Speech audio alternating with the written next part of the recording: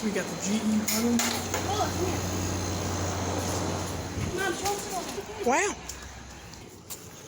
And we got the Frigidaire and the Amana running. I don't know if you can hear the Frigidaire, but there it is. So we got all three running. Here's the Frigidaire right there, the GE, and the Amana, which seems to be having a hard time cooling. It's blowing warm out the back. It's a Hitachi rotary, same one that's in the Frigidaire. It's a 6K. The compressor doesn't sound too good. Filming! Seems to be a hard time cooling for some reason, don't know why.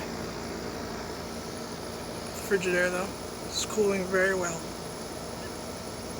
I think the GE has a Gree rotary. Not too sure.